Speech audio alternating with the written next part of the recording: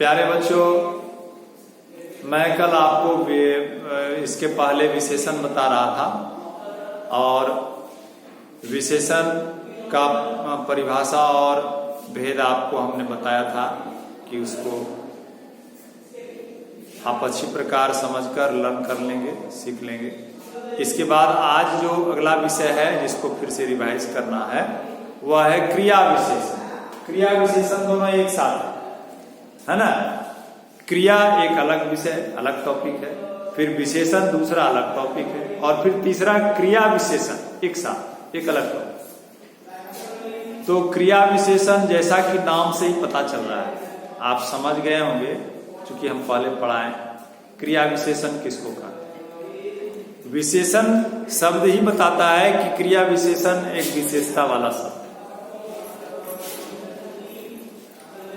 लेकिन यह विशेषण से अलग है क्योंकि विशेषण संज्ञा सर्वनाम की विशेषता बताता है। तो बाकी क्या बचा विशेषता बताने के लिए? क्रिया। तो इसका परिभाषा स्पष्ट हो गया, वह शब्द जो क्रिया की विशेषता बताता है। क्रिया की विशेषता बताने वाले शब्द को हम क्रिया विशेषण कहते हैं। यहां दो उदाहरण दिया गया, इसको हम समझाएं दो उदाहरण से। मोहन सुंदर लड़का है, एक वाक्य है, और दूसरे वाक्य में मोहन सुंदर लिखता है। लिखें तो यहां सुंदर में सुंदर दोनों वाक्य में सुंदर शब्द, लेकिन इस वाक्य में सुंदर लड़के की विशेषता बता, संज्ञा की विशेषता बता। इसीलिए संज्ञा की विशेषता बताने वाला यह शब्द विशेषण है। लेकिन इस वाक्य में सुंदर लड़के की मोहन की विशेषता नहीं है, यह लिखने की विशेषता है। इसलिए लिखने की विशेषता बताने वाला शब्द, क्रिया की विशेषता बताने वाला शब्द क्रिया विशेषण। दोनों यहाँ विशेषण है, एक ही शब्द है, दोनों विशेषता बता रहा है। इस वाक्य में लड़के की विशेषता बताई जा रही है, यानी संज्ञा की विशेषता, इसलिए यह सुंदर शब्द विशेषण हो गया।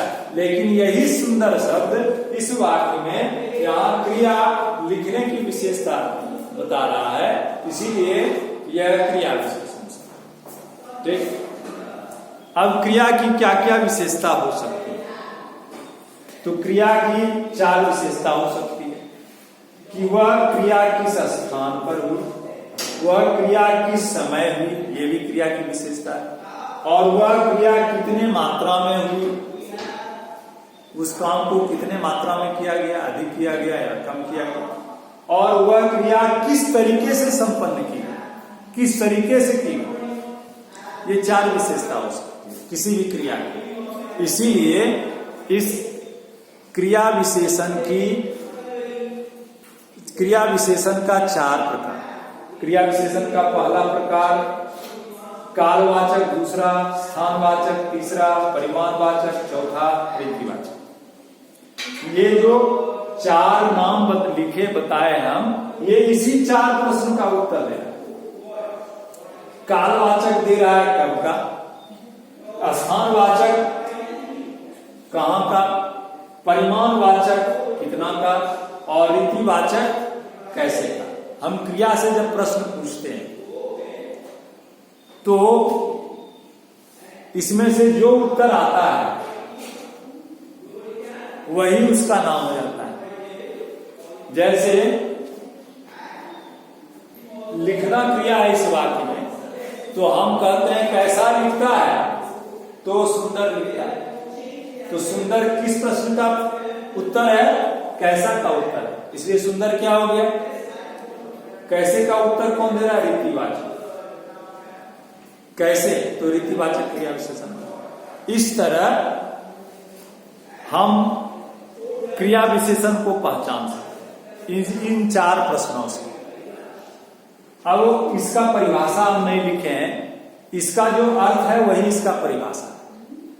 आप वाचक देख रहे, सब में लगा हुआ, इसका अर्थ हुआ बताने वाला। अब इसका जो कालवाचक मतलब काल बताने वाला, काल मतलब समय, स्थानवाचक मतलब स्थान बताने वाला, परिमाणवाचक मतलब परिमाण बताने वाला, और रीतिवाचक मतलब, रीति मतलब तरीका, यानी कि तरीका ढंग बताने वाला। तो परिभाषा, इसका जो अर्थ हुआ वही इसका परिभाषा हुआ। वह शब्द जो क्रिया की समय संबंधी विशेषता बताता है उसको कालवाचक क्रिया विशेषण कहते हैं। वह शब्द जो क्रिया की स्थान संबंधी विशेषता बताता है उसको स्थानवाचक क्रिया विशेषण। हम कोई अलग से परिभाषा नहीं बोल रहे हैं, जो इसका अर्थ है हम वही बोल रहे हैं। परिमाणवाचक यानी परिमाण बताने वाला, तो वह शब्द जो क्रिया की मात्रा संबंधी, परिमाण संबंधी विशेषता बताता है उसको परिमाणवाचक क्रिया विशेषण।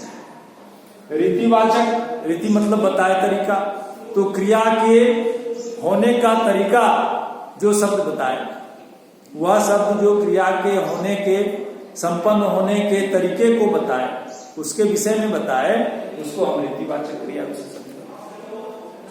अब उदाहरण से समझिए कि राम प्रतिदिन विद्यालय जाता है, तो क्रिया क्या है? जाता है। तो जाने की विशेषता क्या है? प्रतिदिन।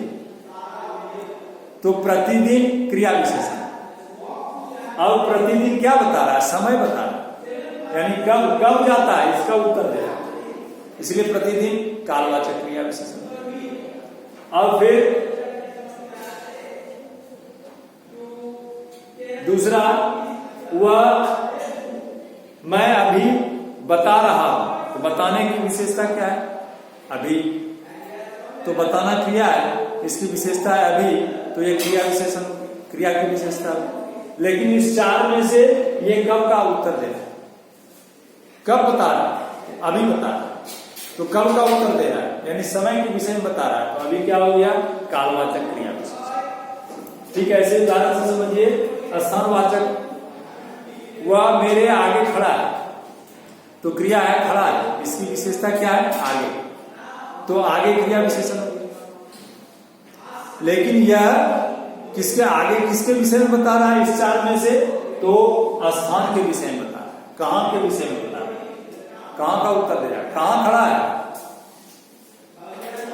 तो आगे खड़ा है, आगे स्थान है, इसीलिए आगे स्थानवाचक क्रिया विशेषण। तो इस चार में से जो कहां का उत्तर दे वो स्थानवाचक हो जाएगा, कब का उत्तर देने वाला कालवाचक हो जाएगा, कितना का उत्तर देने वाला परिमाणवाचक, और कैसे का उत्तर देने वाला रीतिवाचक।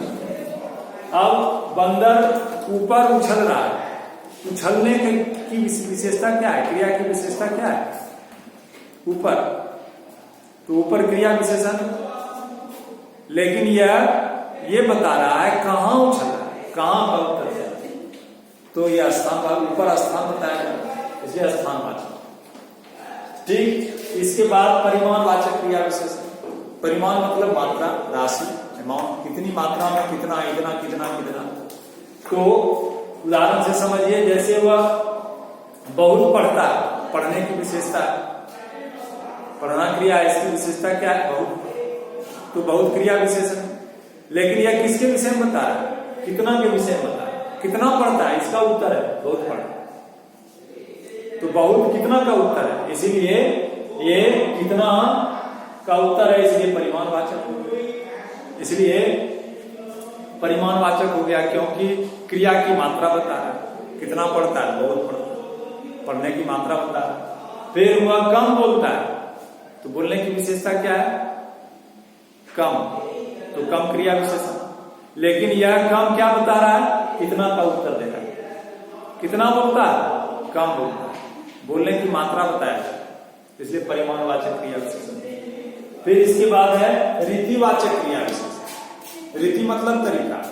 उदाहरण से इसको समझिए, जैसे वह जोर से बोलता है, तो बोलने की विशेषता क्या है? बोलने की विशेषता है जोर से, क्रिया है बोलना, बोलने की विशेषता है जोर से, तो जोर से क्रिया विशेषण। लेकिन यह किसका उत्तर दे रहा है? कैसे का, कैसे बोलता है? जोर से बोलता है, इसलिए जोर से क्रिया विशेषण हो गया। लेकिन कौन? रीतिवाचक, यह बोलने का तरीका बता रहा है। वह ध्यान पूर्वक पढ़ता है, तो ध्यान पूर्वक क्या हुआ? पढ़ने का तरीका। वह कैसे पढ़ता है इसका उत्तर दे रहा है, इसलिए ध्यान पूर्वक क्या हो गया? रीतिवाचक क्रिया विशेषण। तो इस प्रकार चार प्रकार का भेद है क्रिया विशेषण का। पहला हुआ कालवाचक क्रिया विशेषण, दूसरा हुआ स्थानवाचक क्रिया विशेषण, तीसरा परिमाणवाचक क्रिया विशेषण और चौथा रीतिवाचक क्रिया विशेषण। धन्यवाद।